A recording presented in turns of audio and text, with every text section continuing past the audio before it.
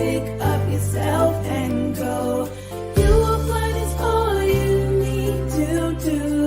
Reach down inside and find out you're the one. The one to fly, yeah. The one to read, yeah. You can do all things, just choose. Blessings, blessings, blessings to you. I have an amazing guest for you today, author Bernadette Ms B Willis. But before I bring her on, I'm going to ask you to please like, share, tag, comment, and subscribe. Hello, Bernadette. How are you? Hi, Denise. How are you? I'm great. So excited. I'm excited too. I'm excited to have you. And tell us a little bit about Bernadette. What do you do?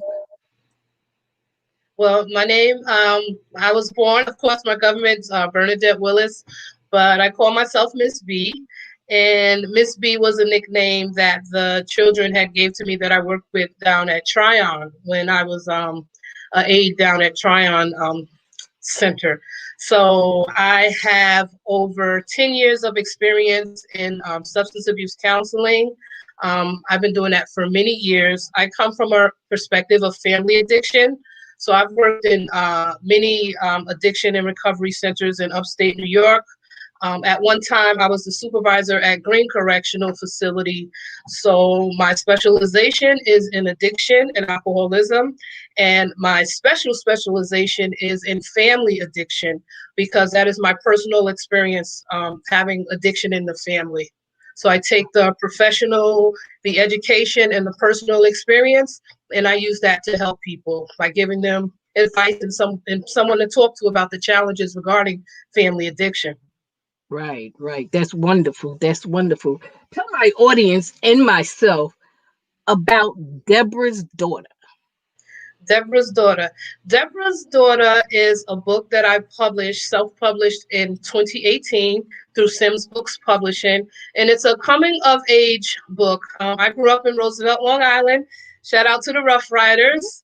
And and it tells the story of growing up in Roosevelt. So from about 5 to 12, I just had a great time. There's 5 of us. It was my siblings and I and the neighborhood kids, and we just played outside, double dutch and tag and kickball and having such a great time. I really enjoyed my youth.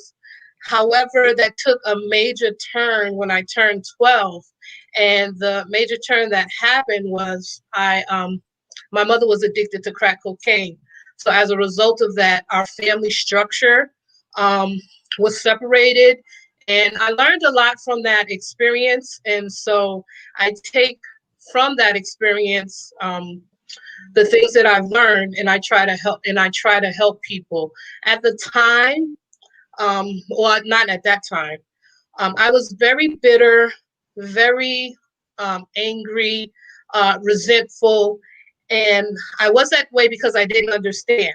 Now, I didn't know that I was bitter and angry and resentful because, I'm a Christian and I have my Christian hat on and I'm being a good Christian woman. And I'm thinking, sometimes the blinders are on. But later, as I learned to live life and have a better relationship with my mom, it wasn't until she passed that I got a better understanding of her life and what she went through as a child and as a young adult, a single mother of 5 children. Once I realized that, I started to have empathy toward her. And once I started my healing process, what helped me to forgive her after, her passing was empathy. So I was like, this is a great lesson. Like, there's so many people, we may have that addict or that alcoholic in the family, and they become the scapegoat and they get all the blame and all the attention, the negative attention. But we have to be, it's my opinion that we have to be empathetic and put ourselves in their shoes in order to understand them, to help for family dynamics. So I basically just take what I have learned from my personal experience, from my professional experience, and my education, and I want to teach others how to be more empathetic towards their family members who are addicts, and just more empathetic in general. Right, right. So you found out at the age of 12 that your mother was a drug, was an Was an addict addict. Yeah, at I the found age I, of 12. yeah, it was probably more around 14, but 12 was kind of when we were separated. I just know Okay, for me it was just like I said, it was just the time of my life. I loved, right, being outside and, my right, siblings, brothers there to protect me, my little sister, right. and just once that switched. But I guess I didn't want to see it. I think it happened around then. And then you Right, realize right, stuff, at hindsight. But around, right.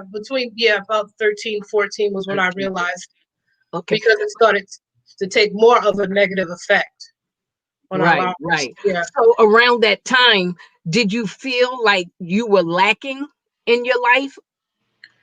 Well, I didn't feel I was lacking. I just noticed a big significant change. And the Okay, big change, to put it with perspective, like from 5 to 12, my mom rented a house. So she rented okay, a house and we had a big backyard, and people would come over and we would visit them. So we went from a house to a room, to living in a room. So it was my okay, mom, my sister, and myself in a room. When before it was me, all my siblings, and my mom in a house. So I didn't know anything or feel anything was lacking. I just know that was a significant change. change for me, which was Right, like a culture shock. And then kind of right, later, when the addiction started manifesting more, we became homeless and transient and living from right, friend to friend and things of that nature. right, right. Yeah. So, do you believe or you experienced a person's relationship with drugs and alcohol will change over time, like going from a few times a month to everyday necessity? Like it's a Yes. necessity. Did you see that with your mom? Yes, the thing about drugs and alcohol, as most people know, is that everybody's brain chemistry is different and everyone is affected differently. So some people can be functional addicts for years and it not affect their lifestyle or their family. But for me, eventually, it did become that much. I did see the addiction grow with us, because the more the addiction grew, the more our Right. family separated, the more, Separate. Hmm. yeah. So Right. at one time it was just me with my mom, and then at one time it was me and my sister. Then I Right. was on my own. Then at one time she was on her own. So as the addiction grew, the relationship, our family dynamics definitely changed a lot. Right. Right. Yeah. Right. Having had members of my own family who were battling their own demons with drug addiction, when is enough enough?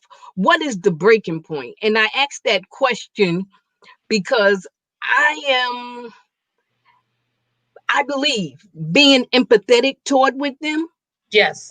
can unintentionally put them in the place where you are enabling them Yes. opposed to helping them.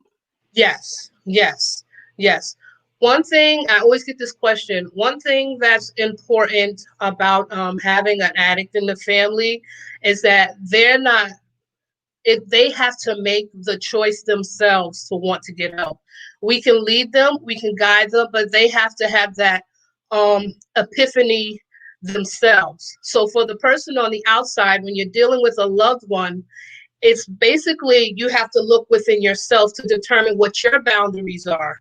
You put your boundaries up, and when you just can't have, it's really not a blanket answer.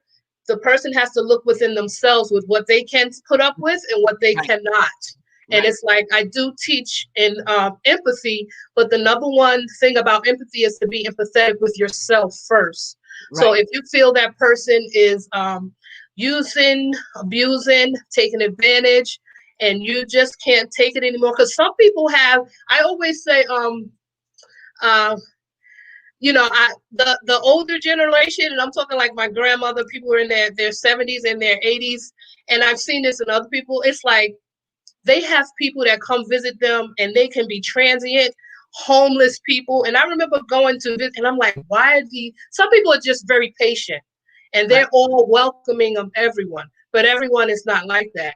So the person has to identify for themselves what they can put up with and what they can't, and acknowledge. And you know, there's a joke in the recovery community. It's kind of cruel, but you pick these things Right. up. They say, how do you Right. know an addict is lying?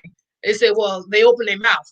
You know, so it's like so it's like you have to be careful. You listen to your intuition, and you have to decide for yourself what you're willing to put up with and what you're not. What And you- you have to keep those boundaries clear. For some right. people, they have to totally disconnect for their own mental and spiritual well-being, and that's okay, because the person has to do what's best for them. But it really Right. takes having that inventory within yourself, putting up Right. those boundaries. Right. Right. And that is so true. Even like with myself, I never did drugs or alcohol, but there's other things that I was addicted to. You know, the pattern and activity that surround drug users Yes, can be yes, difficult to give up. For yes, example, a smoker might enjoy the habit of having a cigarette, yes, not the nicotine. yes, Similarly, a drinker might have more trouble saying goodbye to their drinking buddies than yes, alcohol itself. What are yes. some of the patterns or activities that associate with drug users? And I asked the ones that's watching live, Yes. put in the comment, give your opinion, give your thoughts as well. So what are the patterns and activity that associate with drug users as far as you know? There's one thing that I used to tell my clients. You know, you would have a lot of people that would come in and they would be, I guess, in denial, and they might not think Right, that they have a problem. And I would just say, look at the company you're in. When you get an assessment, they alcohol and addiction specialists, they will screen you, and they'll screen you about your family, your right, social life, your job, your employment. If drugs and alcohol are negatively affecting those areas in your life, then that most likely indicates that you're an addict or alcoholic. What's more important in that is also the relationship with your family. If your family usually confronts you and says, if your family is on you and say, we think you have a problem, they're coming from a place of care and concern. It might be good at that point to get an assessment to find out for yourself. But right, you know, like, because we all have our vices. We all, because you have some people, they smoke cigarettes and they, you know, maybe they'll go to the doctor and they say, well, I have emphysema, I'm going to give this up. Some people, they say, the doctor say, well, you need to stop smoking, and they keep smoking. You got some people, they use eating as a coping mechanism. The yeah, doctor says you got to stop eating, or you know, watch your diet, or you're going to get diabetes. Some people still continue to eat. So we all have our vices and we all have our coping right, mechanisms. However, for the addict or the alcoholic, they're dealing with the stress is through a substance. right, So yeah, right, right. And yeah. you know, some people are able, and you touched on it a little bit, some people are able to function adequately and complete their responsibilities, such as work or school, despite having an addiction. How do they function? How do they function? The brain, the body does an amazing job of trying to heal itself and keep itself together. Right, So it does an amazing job with doing that. So just for some people, over time, they've developed the coping mechanisms, and they're very, and the resiliency. The addicts are very resilient. right, Just the right, resiliency, just over time, they've just created a world around them that allows them to kind of live in the dysfunction. But that's the trick. That's the trick of addiction. It makes you exactly. think that everything is all right. And although you may Wow. be going to work every day, Right, you may be, you know, you may not have a DWI yet, or maybe you just have one, but eventually it will eat up at you. And that's why addiction is so exactly. Take complex, it because down. everybody's brain is different, and everyone, you know, everyone's brain chemistry is different, and handles it differently. Right, right. Yeah. And you know, like many people use drugs as a crutch to help them handle difficult emotions such as anger, depression and anxiety. These emotions are challenging for everyone. Yes. And easy escape. What choices does a person have other than drug use? Okay. Confronted with the painful emotions. That is such a good question. There is someone I used to work with, and they have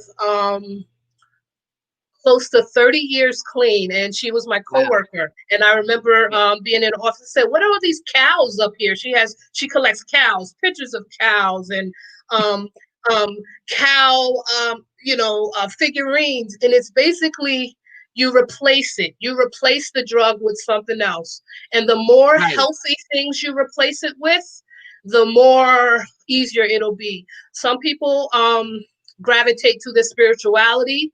Some people gravitate to exercise. It's basically you have to replace it with something else that you love to do. And it may not be just one thing.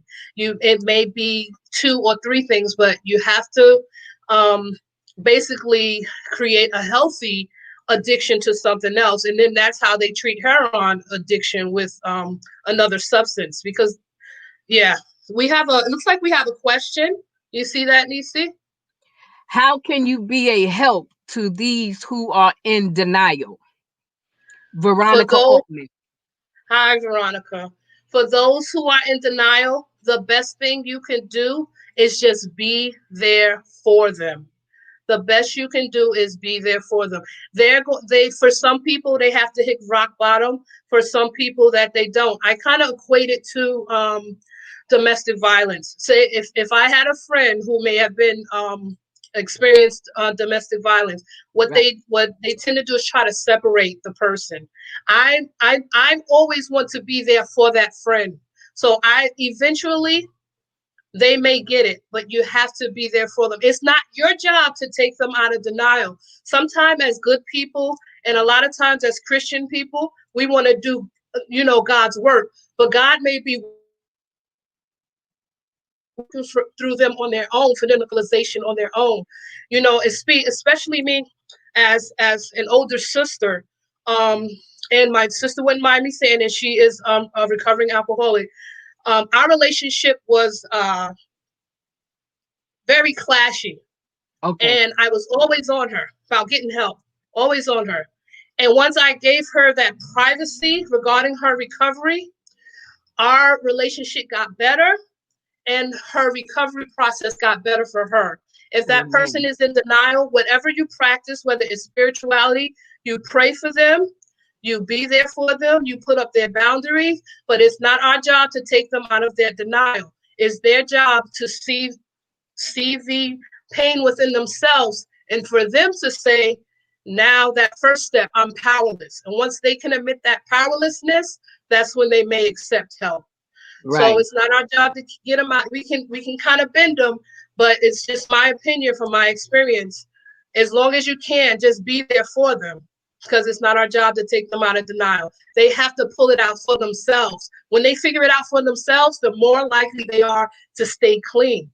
Right. Right. Right. Wow. Yes.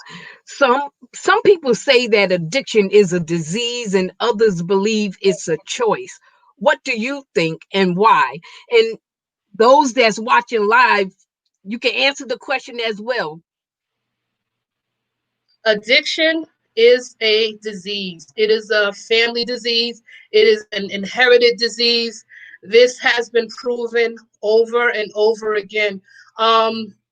The part about the choice is that a lot of people don't understand because of the manipulative or some of the behaviors of the addict. It Right. looks like it's a choice, and for sometimes it is, but it is straight a disease, just like diabetes is a disease, just like HIV is a disease. And so it has to be treated medically like a disease, and also spiritually. That's what the 12 steps are. That's why 12 steps work so much, because it's spiritual, and it is a disease. There's studies for years that backs this up. Your brain chemistry changes, and it goes from generation to generation. And that's why that was the challenge with the Native Americans, Right. because Native Americans, something in their genes When they take alcohol, it flips their brain.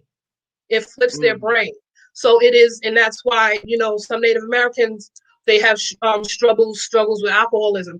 It is by far a disease. You just have to be creative in how you treat it. Right, right. Okay. That's good. That's good. How do you believe counseling, support groups, or other treatment could help a person who struggles with addiction? How does the treatment, help them? The treatment helps them in so many ways. Like I mentioned before, when a person gets assessed, and we go through everything, it makes me think of Father Peter Young. Father Peter Young is a priest who recently passed away.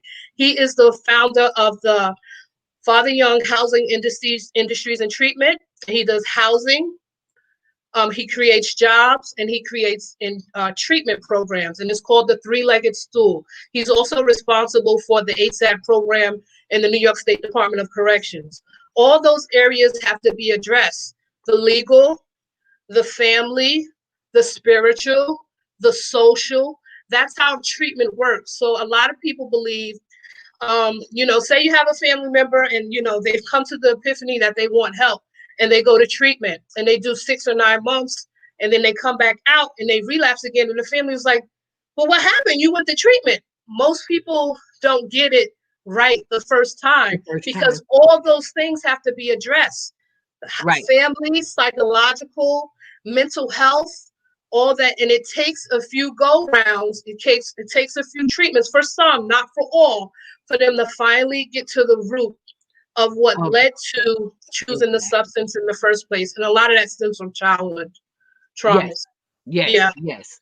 Do you think that you should inform other family members that there is a problem within the family? If so, why? So if you know that somebody else in your family has, you know, on drugs or whatever, do you think that you should tell other family members, or you think it's personal, or how would you handle that? Okay. All right. So I'm working with someone right now, and this is how I'm helping them. I advise the person is to, again, be there for the person. You don't want to create an environment like everyone's seen intervention. You don't Right, want to create an environment of an intervention or something that comes across harsh right, to a person who may not be ready. So it depends on the family. If you come from a strong family, and there's maybe 3 or 4 of you, and you guys are very knit and very close, and you are very concerned, and you're like, we love you and we don't want this to happen anymore, you need to go to treatment or we're done. Then you have to mean it. You have to mean it, but you have to, it has to be done very carefully. right. And that's something that I do.